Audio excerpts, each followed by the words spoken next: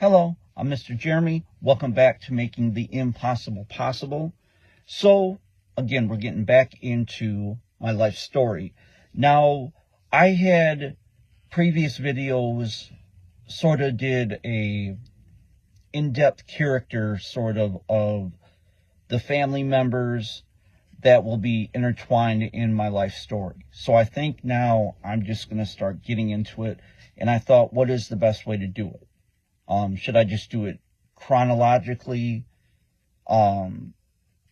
Should I get into the crazy stories of all my various addictions? And I think I'm just going to do it chronologically, because I think that's the best way to see, okay, he went through like hardships during school. So when I started drinking really bad, then you can see how it all came together. So I live in Michigan.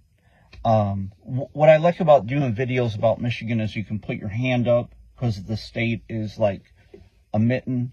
Some people call it the mitten state. So you have your regular cities, right? So Detroit down here, and down on the west side of the state, you got Grand Rapids. That's probably like the second biggest one.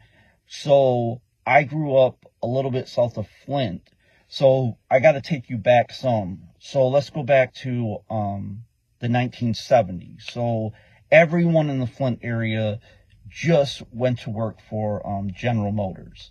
And like people down in Detroit, you know, you had your three options. You had General Motors, you had Ford, and you had Dodge. But in the Flint area, it's mostly General Motors.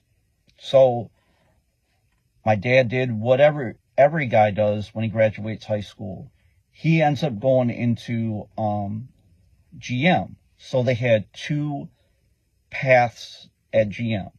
You got your regular 30 years, but if you went and worked in the foundry, that's where like all the frames and stuff would get like welded together, then sent on the assembly line. Since it's so hot in there, they let you retire at 25 years. So he took that path, at the same time trying to make it in the music business. So he was in all these crazy bands. I remember, like, there was one that's called Albatross, Good Time Boogie Band, the Alex Jesse Band, a bunch of other ones I forget the names of. So that's what he was doing.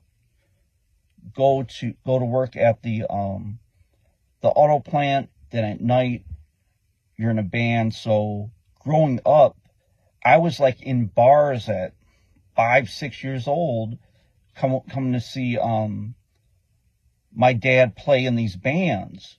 So, you know, you're in a bar that young, you're seeing people just boozing it up, getting drunk, getting wasted. So I think that was like the introduction of, you know, being around all the alcohol. So, and even at this young, I remember there were times where, like I'd sneak a drink here and there, you know, being 9-10 years old, something like that. I never got like wasted drunk, but I was like, okay, if you drink, then you're cool, right? So that's sort of how the booze started. But at the same time, I'm seeing how my other family members their lives are falling apart because of alcohol. So I'm sort of like torn, seeing the family collapse. And I had told those stories before too. My Uncle Art and Uncle Mike totally lost their life to booze. But there was still like this cool part of it, going to see my